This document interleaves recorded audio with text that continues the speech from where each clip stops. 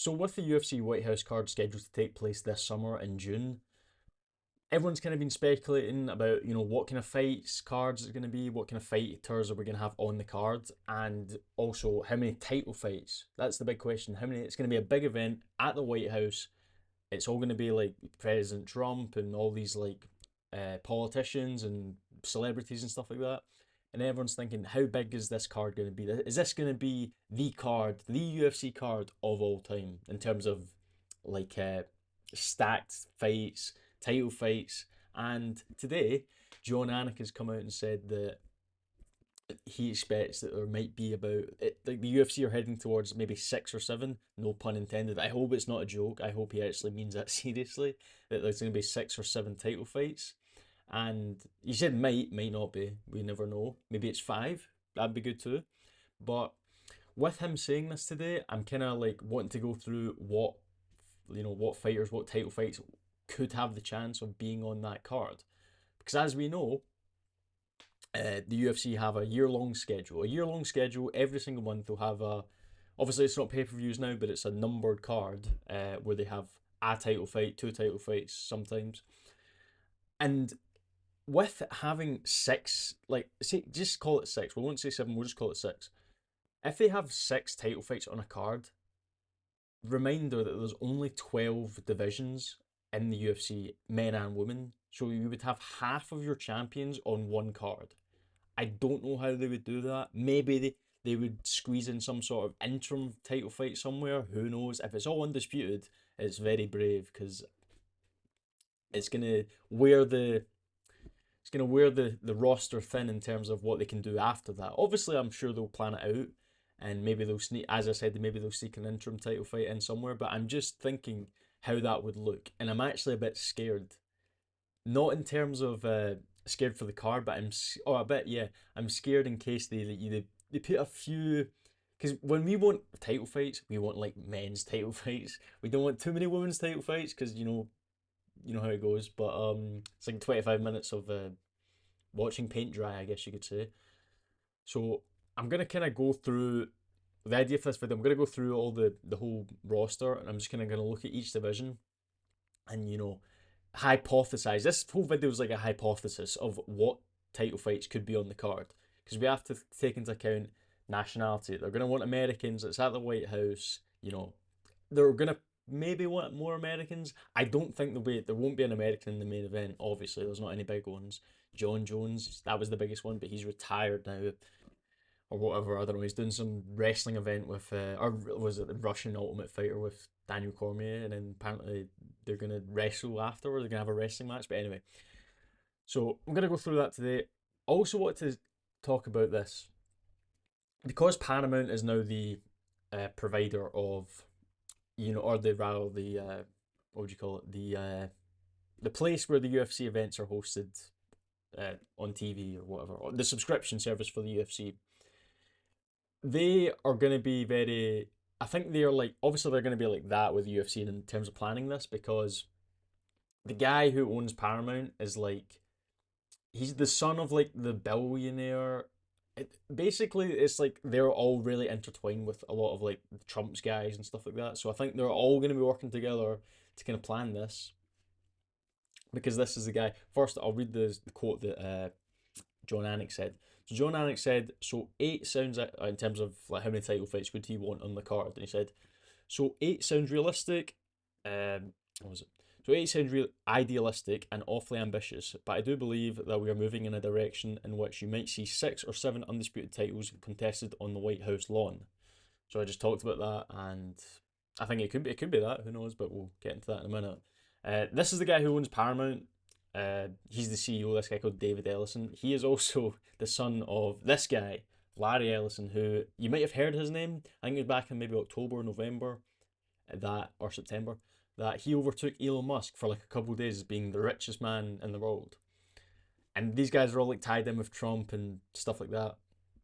And like they're probably more lenient towards the UFC in terms of how they're gonna schedule before and after this thing to fit the title fights, because obviously the UFC don't do pay-per-view points anymore, and therefore, or pay per view, they don't need pay per views. It's just pure subscription through Paramount Plus, and therefore they don't need to rely so much on themselves selling pay per views. Rather, they can more rely on Paramount for kind of helping them in terms of, you know, Paramount just pay them and the rest, and they don't need to worry about the pay per views. So basically, that's kind of what I'm getting at there.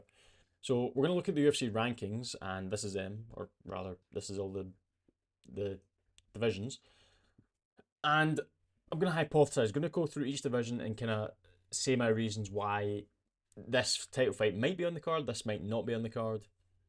So yeah, so Joshua Van, would Joshua Van be on the title or the White House card? I'm not sure because obviously Van is American. He is an American, and obviously he just won the belt. However, because of the way he won the belt, it's a bit iffy. Pantoja said he will return in about the middle of the year, mid 2026. We don't know if he'll be ready for June. Who knows? And it's also because Van didn't get any injury. It was like a 20-second fight where he took literally zero damage. Would he fight Cap first? That's what I'm thinking. Because the UFC, because we have the end of January cards, then we'll have a February card, March, or so February, March, April, May. So we have four UFC events to schedule is before the White House card. So who are they going to put on those cards? That's what I'm wondering. Could it be Van fights Cap, like in maybe February or March, one of them slots? Uh, that's what I'm kind of thinking with them. And maybe if it's a quick turnaround, maybe put them on the White House card. Who knows? Uh, Maybe they could do that. But if they don't do that, then they can maybe do the Van Pantoja rematch on the White House card. That's kind of what I'm thinking with that one. Bantamweight, so Yan versus, I'm not sure because there's no real clear number one contender at bantamweight. Obviously, Umar's fighting. Who's he fighting again? I just no sorry, he just fought Mario Batista in November or October, I believe it was, and he won. So I guess you could say Yan. Obviously, I don't know why I said he's gonna rematch Marab. That could be on the White House card. Who knows? Yan's a big name. Marab's a really big name, especially now. So they could put those on the card. I'm just my whole thing with this. I'm just thinking when I'm talking about those four other slots beforehand. I'm thinking who are they going to put? Like who would be ideal to put on there?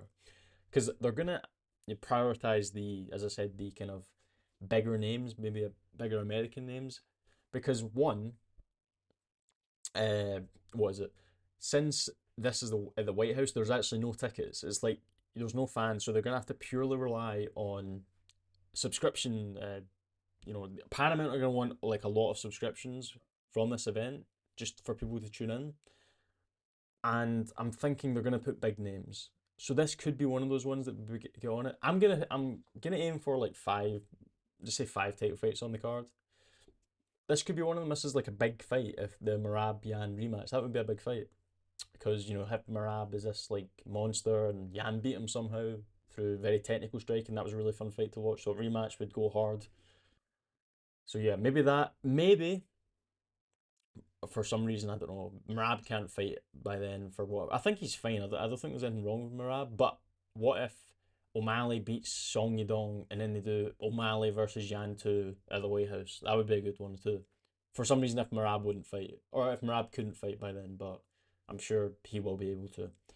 Uh, Featherweight Volkanovski. Volkanovski said he's going to retire after his fight with Lopez, his rematch with Lopez. So I have no idea. Maybe the UFC can entice him to do one more. Maybe him versus Lerone Murphy or Movzar. Could do Volkanovski versus Movzar, but who knows? Movzar's not the biggest name. I don't know if they'd really want him on the White House card. Stink up the place with his constant decisions. They could do that.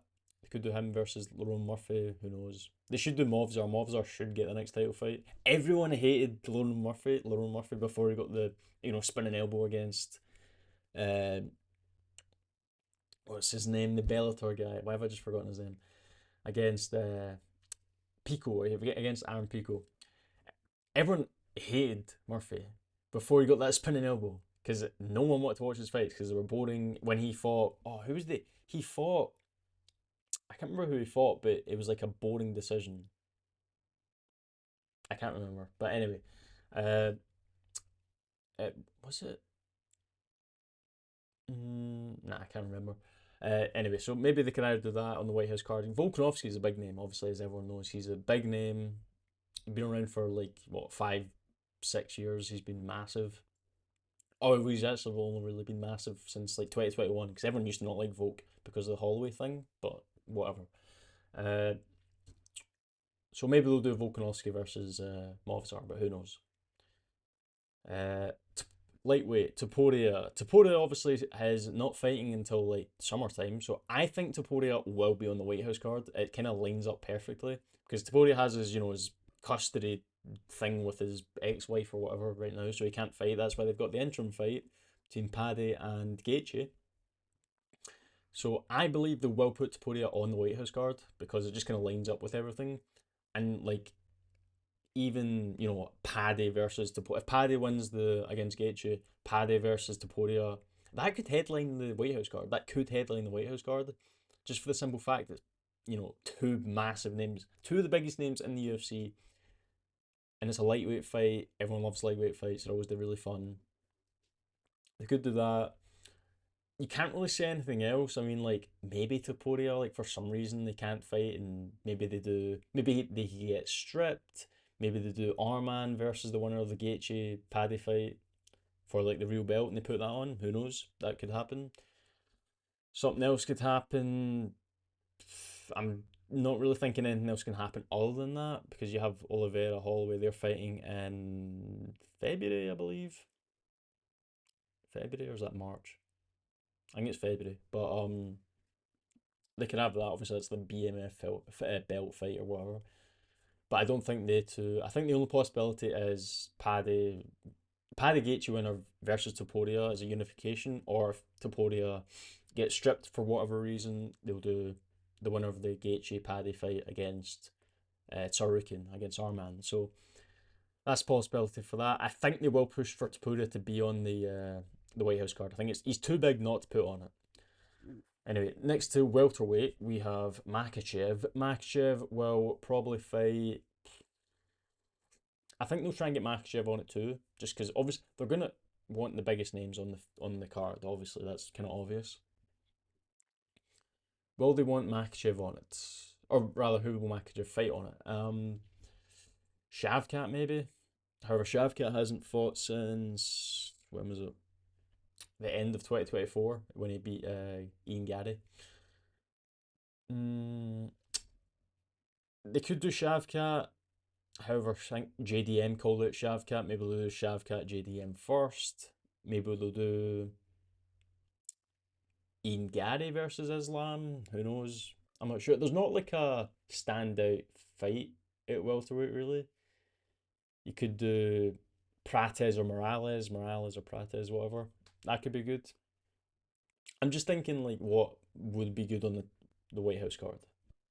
I'm not too sure about this one, but I think they will try and get Makachev on it just because it's Makachev.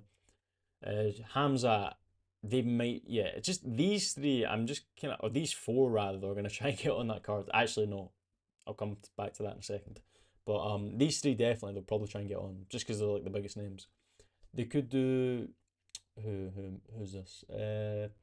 Imavov versus Hamza on the White House card. That could be good because he's big. I'm thinking they're gonna put like two men's fights and like three women's fights. That's what I'm scared about. They're gonna put like a good main event, an alright co-main, and then just like three women's fights or like four women's fights or something like that. Just fill up all the divisions on the White House card. But no, I think we don't. I couldn't even imagine the reaction if that was the case. If it's like all the women's fights and there's like two men's fights, because I don't know how they're gonna put on the fights like. Or the card rather, is it gonna be all title fights? Is it gonna be like a prelims? Is it gonna be like just is it gonna be I like we don't know. Is it gonna be like just a normal card, or is it just going to be like 7 fights, one card, 7 fights, and all title fights? We don't know yet, so we'll need to see. Actually, no. Now that I'm thinking about that, they will put on. I think they will put on prelims just for the fact that they're going to want to fill the prelims up with American fighters, and they're probably maybe like pro-Trump American fighters. Maybe they'll put Strickland on it. Maybe they'll put Bryce Mitchell on it, stuff like that. And yeah, we'll need to see. I don't know when it's. It'll probably get revealed in like I don't know March maybe what the card's going to be like. So we'll need to see. Um, yeah. So there's that. Light heavyweight Pereira. Pereira actually said in an Instagram post a few weeks ago, he said that the White House card is a no go. Like he said no go, as in Dana White said he's not fighting on it. So I guess I don't know if that's like bait or something, if that's like him just being deceitful for whatever reason to maybe like when it does get announced that will everyone will be like hell yeah and all that stuff. So we have no idea, but he might be on it, he might not be on it. I just by him saying no go, you kind of got to take it by his word that he's not on the White House card. So I'm gonna say that. Obviously, he'll probably fit in like maybe an April card, or they put him on like the April pay per view event or whatever, and against like who Carlos Solberg or something like that, you know. There's obviously the possibility that they do Pereira versus fucking Tom Aspinall or something like that. Obviously, Cyril Gann has to rematch. That could be on the White House card. There's my next for heavyweight. Cyril Gann versus Tom Aspinall 2, the rematch, where although Tom Aspinall is still recovering, should he be recovered by the summer? Who knows, because it's actually a really bad eye poke. I made a video about that like a month or two ago, and it was him saying that he's got like something really wrong with his eye. He had to get surgery, like 2 surgeries on his eye, just try and fix it.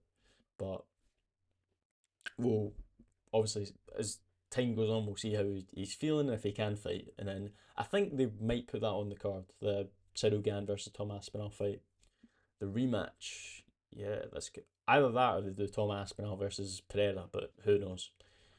Right, moving on to the women's division. So we got that's pound for pound. So we got three. I've just think we have 11. I've just been. I've always thought. I've forgotten that featherweight doesn't exist anymore. It's not. It's not 12. It's 11. There's 11 divisions. Mackenzie Dern. We have. They will put her versus Zhang Weili. Her versus Zhang Weili on the White House card. They're gonna have at least one or two women's fights on it. Like we just got to probably say that outright. It's gonna be Mackenzie Dern versus Zhang Weili on the White House card. I guarantee it. That's gonna happen. Shevchenko. So yeah, that's my thing for strawweight. That's kind of obvious. I feel like that's obvious.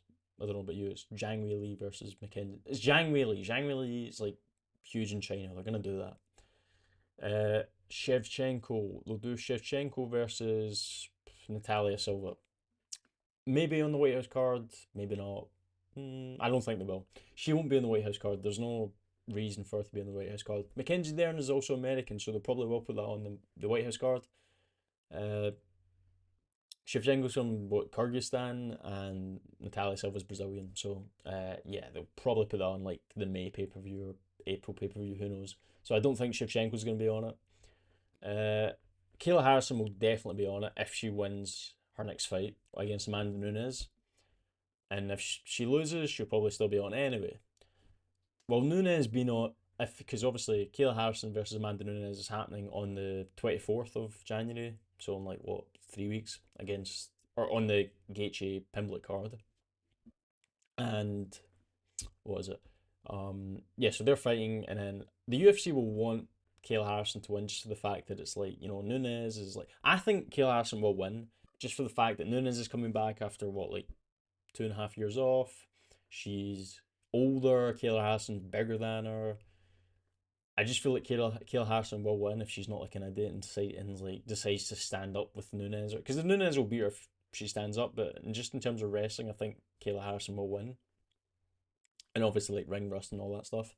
So I think Kayla Harrison will win that, and then she'll fight some person on the White House card who I don't really care, but I think Kayla Harrison will beat them all, and yeah, that will be So she'll be on it. Anyway, that's the entire list, or not list, but rather kind of the speculative fights that are going to be, that I think might be on the card. So I've given my reasons. You can agree, you can disagree. Tell me why in the comments, and yeah, uh, leave a like, subscribe, and I will see you later. Bye.